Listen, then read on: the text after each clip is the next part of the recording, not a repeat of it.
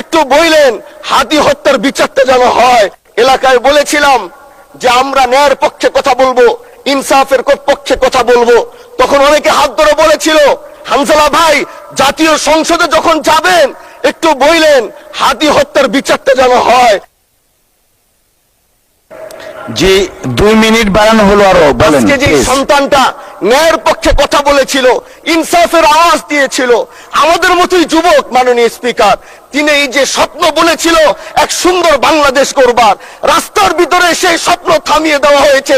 এই বিচার যদি না হয় তাহলে আমাদের মতো আন্দোলনের নিরাপত্তাও রাস্তায় কেউ দিতে পারবে না মাননীয় স্পিকার। এজন্য আপনার মাধ্যমে আমি বলতে চাই হাদি হত্যার বিচার যেন সুনিশ্চিত করা হয় মাননীয় স্বরাষ্ট্রমন্ত্রীর মাধ্যমে। মাননীয় স্পিকার, আর একটি কথা, আমি আর বেশি লম্বা দীর্ঘ আলোচনা করব না। আমার এলাকার মাদক নিয়ে বড় মুশকিলে আছি, প্রশাসনের সেই সহযোগিতা আমি পাচ্ছি না। একদিক থেকে আমি নিজে মাদক বিরোধী সংগ্রামে নিজে রাস্তায় নেমে মাদকের বিরুদ্ধে আমি নিজে অভিযান চালিয়েছি। এবার তাদেরকে একদিক থেকে ধরে যখন প্রশাসনের কাছে ইয়াবা সহ গাঁজা সহ দেওয়া হয়, তখন তারা একদিক থেকে আসে কোর্টে চালান করে দেয়। একদিক থেকে গোটা দেশ বলছে এই দেশ মাদক মুক্ত করতে হবে, আরেক দিক থেকে যখন তাদেরকে আমরা কোর্টে চালান করছি, 3 দিন থেকে 4 দিনের মাথায় জামিন নিয়ে এলাকায় এসে আবার মাদক ব্যবসা করছে।